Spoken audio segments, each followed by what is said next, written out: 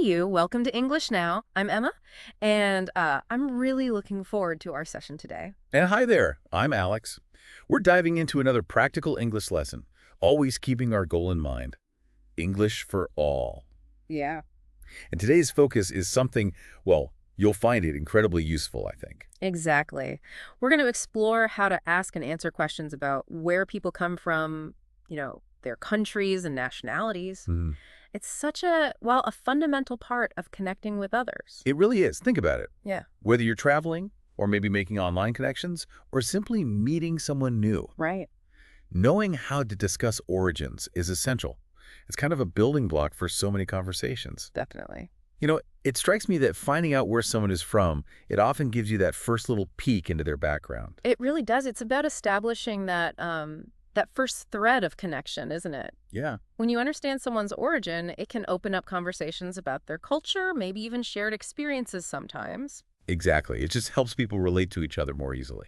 And it's more than just like satisfying curiosity. Oh, for sure. Feeling confident asking and answering these basic questions can really boost your overall confidence in speaking English. Absolutely. It's like Yeah. getting comfortable with the foundational elements so you can tackle more complex discussions later on. Totally. When you're learning a new language, those initial interactions can sometimes feel a bit, daunting. Hmm. So mastering these simple exchanges about origin is a significant step forward. It really is. Plus, think about all the different situations where this comes up, work environments, maybe educational settings, Sure. even online communities Yeah. that bring people from all over the world together. Precisely. Whether you're encountering locals while traveling or connecting with people online from different corners of the globe, Right. or even just starting a conversation with a new acquaintance in your own neighborhood, this is information that's incredibly practical. Okay, so true. So let's get into how we actually do that. How do we formulate these questions? Good question. Okay, so in some of our previous sessions, we've talked a bit about the verb to be. Am, is, Yeah. are. We have. Now, we're going to see how we use that with the question word where, Okay. specifically to ask about someone's origin. The basic structure to keep in mind is where plus amisar plus subject. Where plus to be plus the subject. Okay, got it. That's a pretty straightforward framework. Yeah, it sounds. Could you give us a few examples just so our listeners can really hear how this sounds in like a real conversation? Sure thing. So if you're speaking directly to someone and you want to know where they're from, you'd ask, where are you from? Okay, where are you from? Makes sense. Right. Now, if you're curious about, say, a man who isn't present, the question would be, where is he from? Where is he from? Okay. And for a woman, where is she from? Where is she from? Right. And lastly, if you're asking about a group of people, Hmm. where are they from? Where are they from? Okay, so the verb changes depending on the subject. You, he, she, they. Exactly. And notice how consistent that structure is. The question word, where, always comes first, Right. followed by the verb am, is, or are, and then the subject, you, he, she, they. Question word, verb, subject. It's a pattern that holds true for, well, for many questions in English. Okay, that's really useful to remember. And how do we go about answering those questions? What's the typical response look like? Ah, the key part, of course. When you're responding, you again use the verb to be, Okay, and this time you follow it with the preposition from and then the specific country or place. got it. To be plus from plus the place. Exactly. So if someone asks you directly, where are you from? Yeah. A natural answer would be, I am from Mexico. Or, probably more common, the short form, I'm from Mexico. I'm from Mexico. Right. We use contractions a lot. We do. Yeah. And if the question is about a man, where is he from? A possible answer is, he is from Japan. Or, again, the contracted form, he's from Japan. He's from Japan. Okay. For a woman, if asked, where's she from? You might hear, she is from Egypt. Or, Snip Egypt. yep, she's from Egypt. Yeah. And if someone asks about a group, where are they from? A typical response could be, they are from Brazil. Or, They're from Brazil. they're from Brazil. Exactly. Okay, that seems clear. Question with where and to be, answer with to be and from. Precisely. Now, here's a really useful connection to make. We can also employ the verb to be to talk about someone's nationality. Oh, right, nationalities. So not just the country, but what you call someone from that country. Exactly. Nationality refers to the country to which a person legally belongs. It's directly linked to where they originate, where they come from. Okay, so how does that work with to be? Well, it's similar. For example, if someone tells you, I am from Italy, Uh-huh. they can also express their nationality by saying, I am Italian. I am Italian. Oh, I see. So from Italy becomes Italian. Correct. It's another very common way to convey their origin and identity. Makes sense. Can we have a few more examples of that link? Sure. If you hear someone say he is from China, you can understand that their nationality is Chinese. Okay, from China. Chinese. Similarly, she is from France translates to she is French. Franks. Okay. And they're from Korea indicates they're Korean. From Korea. Yeah. Korean. Got it. So, as you can see, the verb to be plays this dual role when we're talking about origins. Right. It helps us express both the country someone comes from and their nationality. That's right. It's a fundamental building block for these kinds of conversations. Okay, this is really helpful. So we have the grammar down. Feels like it, yeah. Now, what about the actual words? We probably need to expand our vocabulary with some common countries and nationalities. Absolutely. Yeah. Knowing these terms is essential for actually, having these conversations. Right. And just to clarify again, the country is the actual place, like, say, Canada. Whereas the nationality is the term used to describe a person from that place, like Canadian. Okay, country versus nationality. And sometimes the two words are very similar, like Canada-Canadian, but other times they can be quite different. That's a good point. Okay, let's maybe go through some common examples from our list. Let's do it. First up, we have the United States, Okay. and the nationality is American. So you might hear someone say, she is from the United States, she is American. From the United States, she's Yes. American. Got it. Then there's Canada, and the nationality is Canadian. Canada, Canadian. So they are from Canada, they are Canadian. Okay, next. How about Mexico? The nationality is Mexican. Mexico, Mexican. Right. For instance, he is from Mexico, he is Mexican. Okay. Then we have Brazil, and the nationality is Brazilian. Brazil, Brazilian. Okay, that ends in yin. It does. We are from Brazil. We are Brazilian. Good one. What else? Let's look at some Asian countries. Japan. Hmm? The nationality is Japanese. Japan, Japanese. Okay, different ending there, is it? Right. You could ask, are you from Japan? Are you Japanese? Makes sense. Then we have China, and the nationality is Chinese. China, Chinese. Also Asa. Yep. My friend is from China. He is Chinese. Oh, okay. And South Korea. Mm-hmm. The nationality is Korean. South Korea, Korean. Back to it. It's interesting. It varies. She is from South Korea. She is Korean. Okay, keep them coming. All right. Moving on, we have India, and the nationality is Indian. India, Indian. Ian again. They are from India. They are Indian. Then France. Nationality is French. France, French. The unique one. Kinda, yeah. Yeah. I am from France. I am French. And Germany. Then the nationality is German. Germany? German. And Right. Is he from Germany? Is he German? good examples. A couple more, maybe. Sure. Italy. Nationality is Italian. Italy, Italian. My teacher is from Italy. She is Italian. And finally, let's do Egypt. The nationality is Egyptian. Egypt, Egyptian, also Ian. Are they from Egypt? Are they Egyptian? So as you can hear, the way the nationality word is formed can really vary. Yeah, it seems like sometimes it involves adding a suffix like inglo or ian or ia, but sometimes it's a completely different word, like French. Exactly. It's really useful to pay attention to both how the country name is spelled and pronounced and its corresponding nationality word. Right. And you just have to kind of learn them. Pretty much. It becomes more natural with practice, though, so don't worry if it feels a bit challenging at first. Okay, good advice. We also have just a few fundamental terms that are helpful to keep in mind. We've used them, but let's just define them quickly. Good idea.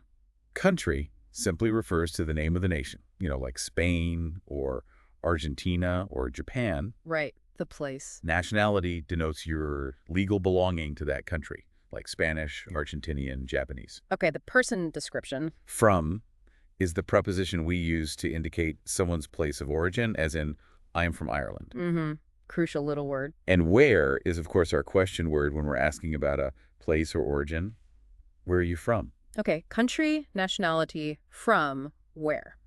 The key ingredients. You got it. Oh, and there's one specific point to note, particularly about American English. Oh, what's that? People in the United States often use the word America when they're referring to their country, the United States. Ah, right. Just America instead of the United States. Exactly.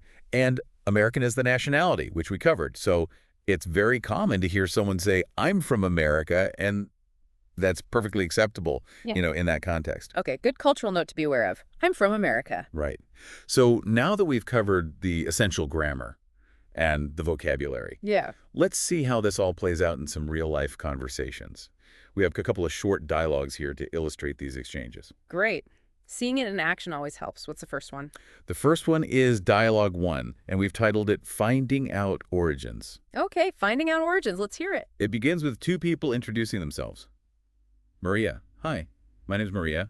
Kenji. Hello, Maria. I'm Kenji. Nice to meet you. Standard introductions. Yeah. Then Maria asks, Maria, nice to meet you too, Kenji. Where are you from? Ah, there's our key question. Exactly. And Kenji answers, Kenji, I am from Japan. And you, where are you from? Good, yes, back. Politeness. Right. Maria responds, Maria, I am from Mexico. So you are Japanese and I am Mexican. Ah, confirming the nationalities now using to be. Precisely. And Kenji confirms. Kenji. Yes, that's right. Nice and simple. You can see how smoothly that conversation flows. Totally.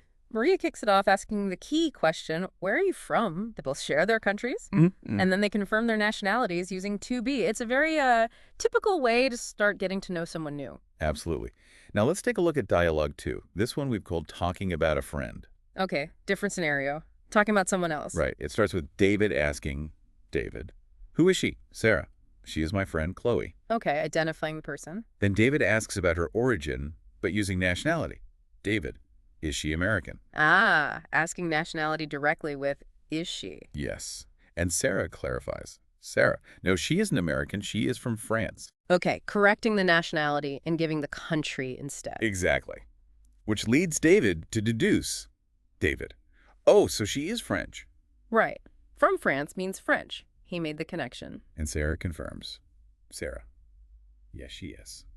Another good example. This one shows how knowing the country helps you figure out the nationality, or vice versa sometimes. Exactly. These short conversations really highlight how you can apply everything we've discussed in simple, everyday interactions. Definitely. Okay, so we've seen the grammar, the vocab, the examples. Now it's practice time. It is. Now it's your turn, our listener, to engage in a little practice. That's right. Let's make this personal for a moment. Ask yourself the question, where am I from? And then provide the answer, I'm from your country. Say it out loud. Yeah, say it out loud. Following that, state your nationality. I am your nationality. Might feel a bit unusual talking to yourself, Yeah, maybe. but it's a very effective way to start practicing, honestly. I agree. Okay, what's next for practice? Next, I really encourage you to revisit that vocabulary list we went through. The countries and nationalities. Yeah.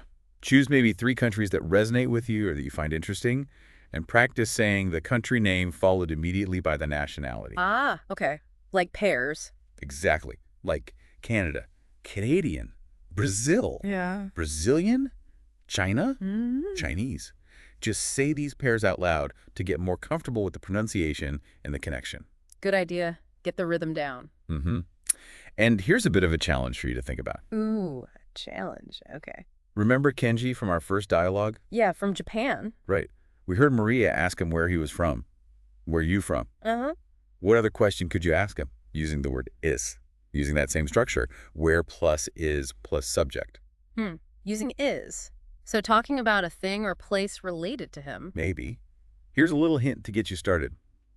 Think about specific places that might be located within a country. Ah, like cities. Exactly.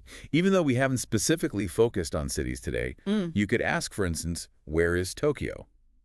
Because it uses the same fundamental grammar structure we've been exploring, where plus is plus subject, Tokyo. I see. So applying the grammar pattern to something else related. Clever. It just gets you thinking about the flexibility of the structure. Okay, cool challenge. Anything else? One last thing. Yeah. Take a moment to think about your own friends or family members. Where do they come from? Okay. Practice constructing sentences about them like, he's from country, or she is nationality. Ah, making it personal again. Yeah. The more you practice with information that's relevant to your own life, the more natural and easier it will become. It sticks better. That makes perfect sense. Practice with real people you know. Exactly. Okay, great practice suggestions. And wow, that actually brings us towards the end of today's English Now lesson on countries and nationalities. It does indeed. We really hope you found this session helpful and that you now feel a bit more confident in discussing where people come from. Yeah, we've covered a significant amount of ground today, haven't we? We really have. From learning how to ask where you from Mm-hmm.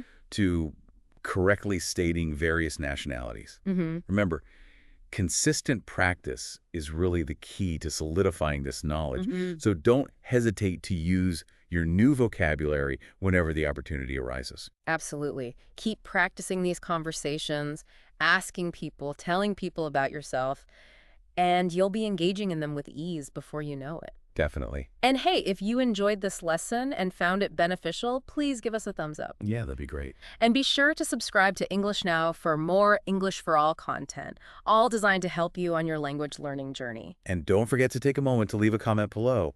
Tell us where you're from. Oh, yeah. We genuinely love to hear from all of you and see where our listeners are connecting from around the world. That would be fantastic. Okay, thanks so much for joining us today. We look forward to seeing you in our next lesson. We do. Bye for now.